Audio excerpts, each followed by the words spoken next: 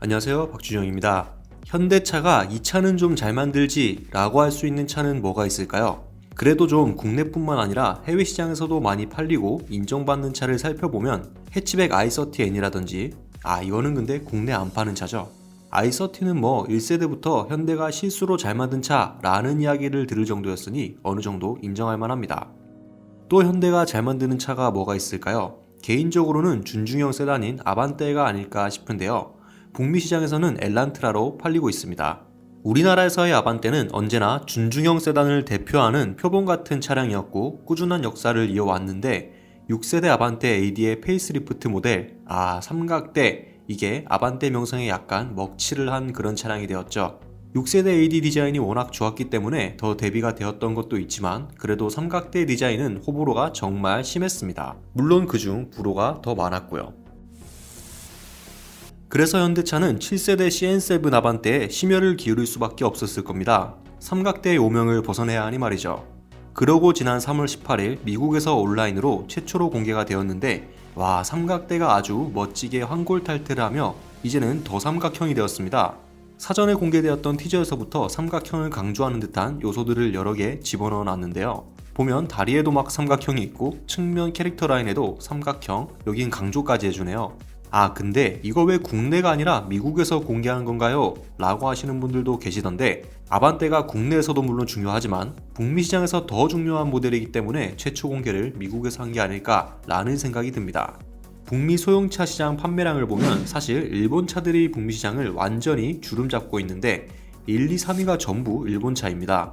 미국인들의 혼다 시빅 사랑은 유명하죠. 영화 분노의 질주에서 트럭을 탈취하던 검은 해치백, 요거도 시빅이었죠. 그 뒤로 토요타 코롤라와 닛산 센트라가 뒤를 잇고요. 바로 4위가 현대 엘란트라, 아반떼입니다. 작년 북미에서 연간 17만 5천 대 정도가 판매되었으니 이 정도면 대단한 수치라고 할 수 있겠죠. 미국에선 국산차라고 할 수 있는 쉐보레 크루즈는 4만 7천 대, 그리고 해치백의 교과서라고 불리는 폭스바겐 골프는 3만 7천 대밖에 판매가 되지 않았습니다. 엘란트라가 이렇게 많이 팔리니 현대차가 왜 북미 시장을 중요하게 생각하는지 쉽게 이해할 수 있겠죠. 아반떼가 작년 17만 대를 판매하긴 했으나 2018년보다는 13%가 줄어든 수치이기 때문에 신형 아반떼를 통해 좀 더 상위권 진입을 노려보려는 속셈일 겁니다. 북미 시장에서 굳건한 일본차 브랜드를 누르기 위해선 어떤 시도를 해야 할까요? 그들보다 가성비가 말도 안 되게 뛰어나거나 일본차에서는 볼 수 없었던 파격적인 무언가가 있어야겠죠. 이번 7세대 현대 엘란트라는 어디에서도 볼 수 없었던 디자인을 통해 제대로 승부수를 던진 것 같습니다. 우린 준중형 세단을 이렇게도 만들 수 있어 라고 아주 당당하게 선보인 것이죠. 일본차가 미국에서 선전할 수 있었던 가장 큰 이유는 바로 합리적인 가격과 높은 품질 덕분이었습니다. 되게 실용적이고 고장이 안 나는 튼튼한 자동차라는 인식이 강했던 일본차인 만큼 꾸준히 사랑을 받아온 것인데요. 이런 오랜 기간 동안 이어져 온 인식을 현대차가 하루아침에 무너뜨리기란 쉬운 게 아니겠죠.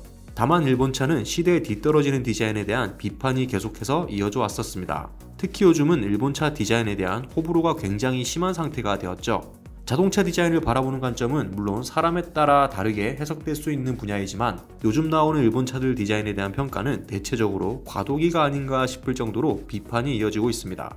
현대차는 이런 분위기를 제대로 파악했고 6세대 AD를 출시할 때 파격적인 디자인으로 새로운 도전을 했습니다. 그리고 나름의 성공을 거두었죠. 실제로 아반떼 6세대 AD가 북미 시장에 처음 출시되었을 때 한창 지루한 일본차에 익숙해져 있던 미국인들은 아반떼 디자인에 대한 매우 좋은 평가를 내놓았었습니다. 미국의 유명한 자동차 잡지인 모터트렌드는 신형 엘란트라에 반영된 디자인들의 조합이 조화롭고 현대적이다 라고 평가했고요. 오토블로그는 이번에 새로워진 부분들이 상당히 조화스러워서 한층 더 매력적인 모습을 갖췄다 라고 평가하기도 했습니다. 물론 판매량도 성공적이었고요. 그러고 다른 일본 차들은 새로운 풀체인지 모델이 등장했고 아반떼는 상품성 개선이 필요하게 되었습니다. 그래서 이번에 새롭게 등장한 신형 아반떼가 어떻게 나올 것인지에 대해 매우 주목이 되고 있었죠. 현대차는 새롭게 다시 한번 준중형 세단 시장에서 볼 수 없었던 파격적인 스타일을 아반떼에 적용하여 북미 시장에 도전하려고 합니다. 신형 아반떼의 디자인이 어떤지에 대해서는 이미 많은 분들이 리뷰를 해주셨고 얼마나 독특한지에 대해서 역시 굳이 언급할 필요가 없을 것 같습니다.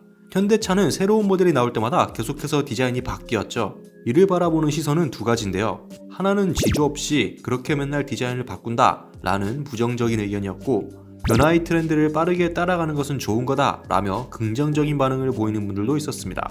저는 개인적으로 이렇게 시대의 흐름에 맞추어 새로운 디자인을 선보이며 시장을 선도해 나가려는 시도는 매우 높게 평가하고 싶은데요. 요즘 많은 제조사들은 패밀리룩 디자인을 추구하면서 점점 개성이 사라지고 있는 추세이기 때문입니다. 이는 외관 디자인뿐만 아니라 실내 인테리어까지 포함되는데, 사실 차급에 맞는 디자인이 있음에도 불구하고 지나치게 패밀리룩을 강조하다 보니 각 세그먼트에 맞는 개성이 사라져버리는 사례들이 너무 많았습니다. 패밀리룩의 폐해인 거죠. 여러분은 급변하는 현대차의 디자인에 대해 어떻게 생각하시나요? 디자인 변화를 너무 주지 않고 시대에 따라가지 못한다 라고 비판받는 대표적인 유명한 브랜드는 BMW가 아닐까 싶은데요. BMW 차주분들께는 좀 죄송한 이야기가 되겠지만, 특히 BMW 실내 디자인은 오래전부터 라이벌들 대비 좀 떨어지며 도무지 바뀌지가 않는다 라는 많은 비판을 받아왔었습니다. BMW는 이렇게 보시면 동시대에 나온 357 시리즈가 전부 거의 동일한 실내 인테리어를 가지고 있고요. 이게 패밀리룩이라며 모든 차종에 같은 실내 디자인을 적용한 것이 오히려 독이 되었죠. 7 시리즈가 S클래스에 안 되는 이유 중에 하나가 되기도 했습니다. 플래그십 세단은 조금 더 특별한 무언가가 있어야 하는데 실내 인테리어가 5 시리즈와 크게 차이가 없었다는 것이었죠. BMW 물론 굉장히 잘 달리고 좋은 차 맞습니다. 판매량도 벤츠와 함께 최상위권입니다. 그런데 디자인에 대해서는 항상 전작만 못한 것 같다, 또는 인테리어가 이번에도 아쉽다 라는 평이 계속해서 이어져 왔습니다. 오랫동안 이어져 온 똑같은 인테리어와 더불어 다른 브랜드들보다 감성적인 부분에서도 좀 부족하다는 평을 받기도 했었습니다. 실내 인테리어 감성 측면에서는 확실히 아우디와 벤츠가 좀 더 앞서 있지 않나 싶은데요. 아우디는 이렇게 세대 교체를 거치면서 파격적인 실내 변화를 이루어내며 좋은 평가를 받아왔었습니다. 메르세데스 벤츠 역시 마찬가지죠. 이런 부분에서 BMW는 너무 현실에 안주하고 있는 것이 아닌가 라는 생각이 들기도 합니다. BMW를 대표하는 3 시리즈 판매량이 예전 같지 않은 이유도 잘 한번 생각을 해봐야겠죠. 가격이 많이 비싸진 것도 있지만 꼭 가격이 모든 이유라고 할 순 없을 것입니다. 특히 최근에는 4 시리즈 스파이샷이 공개되면서 키드니 그릴에 대한 비판도 이어졌습니다. 개인적으로는 크리스 뱅글이 디자인했던 코드네임 E 시리즈 BMW 디자인을 굉장히 좋아했는데요. 이 시절 키드니 그릴은 아주 적당한 사이즈였죠. 그런데 2010년대 바노이 동크가 BMW 디자인의 수장으로 자리 잡게 된 이후부터는 이상하게 그릴이 점점 커져가더니 결국 이제는 이런 형태가 된다고 합니다.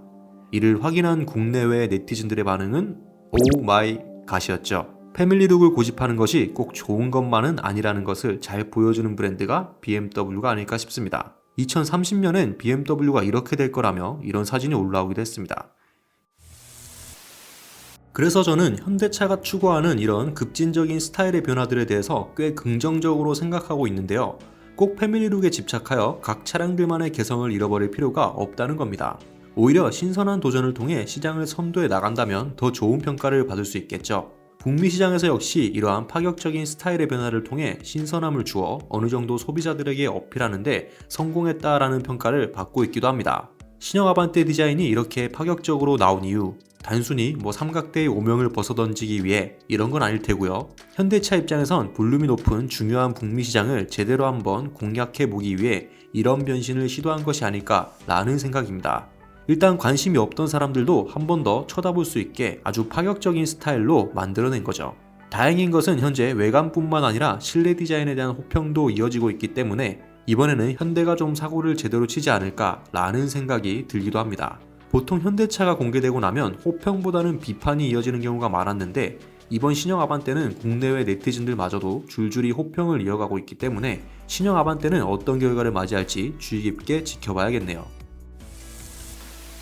저도 얼른 실차를 만나보고 싶은데요. 사전계약 가격표도 지금 살짝 공개가 되었는데 수동 변속기 기준 1,531만원, 자동 변속기를 추가하면 1,681만원이 시작 가격입니다. 풀옵션은 2,400만원대 후반 정도가 되겠네요. 이렇게 되면은 또 르노 삼성 XM3 돌풍이 단기간 안에 끝날 수도 있겠는데요. 이러면은 또 일각에서 입금됐네, 현대한테 받았네, 먹었네 라고 하시는 분들도 계시겠지만, 저희 매체의 성격을 아시는 분들이라면 그럴 일이 없다는 걸 잘 아실 겁니다. 현대차는 신형 아반떼 디자인을 통해 너네가 놀리던 삼각형을 이용해서 우리는 이 정도로 파격적인 디자인을 할 수 있어 라는 것을 제대로 보여준 모델이 아닐까 싶네요. 과연 현대차의 파격적인 시도는 어떤 결과를 맞이할지 같이 한번 지켜보도록 하죠.